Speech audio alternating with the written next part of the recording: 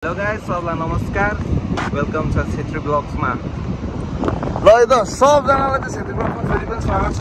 आजको अहिले चाहिँ हामी चाहिँ अहिले मुगलिनको पुलबाट मैले चाहिँ ब्लग सुरु गर्दैछु होइन। आजको हाम्रो यात्रा भनेको बागलुङ गलकोटसम्म हुनेछ होइन। अहिले त बिहान अहिले दिउँसो कति बजे दोस्त?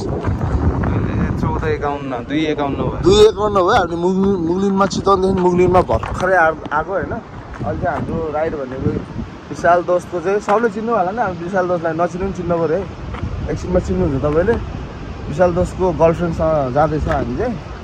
अनि अब त्यहाँ पोखराबाट चाहिँ हामी स्विच गर्छौँ, नभए बाइकमै कन्टिन्यू राइड गर्छौँ। त्यो आफ्नो हातमा छ, त्यो अब तपाईँले ब्लगमा देखिहाल्नुहुन्छ।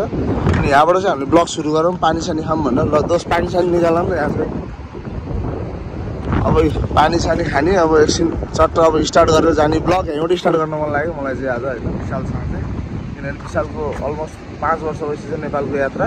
पहिलो हाम्रो ट्रिप बागलुङ गलकोटसम्म। अनि त्यही भएर अहिले चाहिँ हामीले यहाँबाट सुरु गरियो है त गाइस। ल बाटोमा भेटौँला एकछिनपछि है त।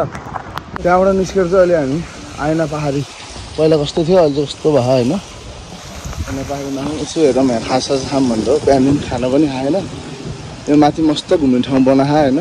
त्यहाँ चाहिँ अब गइँदैन, टाइम पनि छैन, जाँदा पनि गइँदैन। यसो खाजा खाऊँ जाउँ भन्ने आइयो। अहिले चाहिँ हामी यहाँ बाटोको अहिले चाहिँ भर्खर हामी कन्टेनर कफी बस्यो एकछिन। अब कफी ब्रेक लिएर अब एकछिनमा हामी पनि निस्किन्छौँ। अब हाम्रो 56 किलोमिटर छ पोखरा। हेरौँ अब कहाँ कहाँ पुगिन्छ, कहाँ बसिन्छ। तपाईँहरूलाई चाहिँ इन्फर्म आइरहन्छ। ढुक्क छ हेर्नुहोस् न, दाल भयो हामीलाई चिल छ भाइब्स होइन दोस्त। भर्खरै हामी चाहिँ अब पहिरनमा होइन गाइस।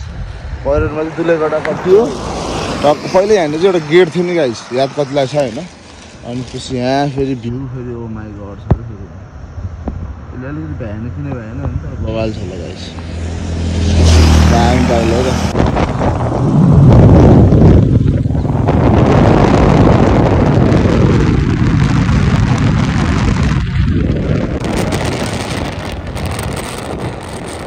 अहिले चाहिँ हामी यहाँ के भन्छ बुवा यो बजारमा थर्पु बजारमा आइपुग्दाखेरि पानीले खतरा हान्यो होइन।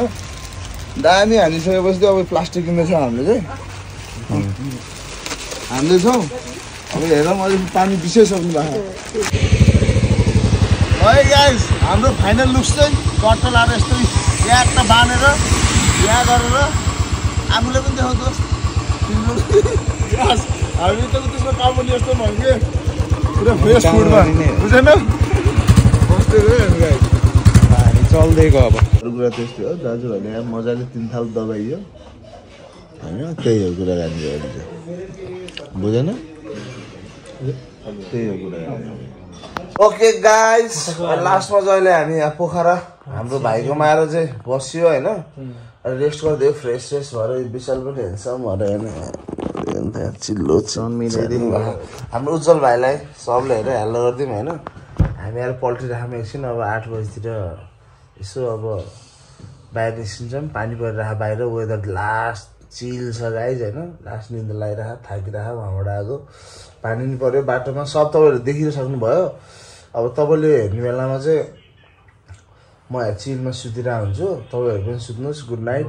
भोलि फेरि अब हाम्रो कहाँ हुन्छ यात्रा थाहा छैन होइन। तपाईँले हेर्ने बेला तपाईँको निन्दा लागिरहेको हुन्छ होला। चस्मा लाएर हेर्नु चलाउने गर्नुहोस् मोबाइल चाहिँ। Stay healthy, stay self guys. Have a good night, by, love you, good night दोस्त, गुड नाइट बाई। अब गुड नाइट है, लभ यु।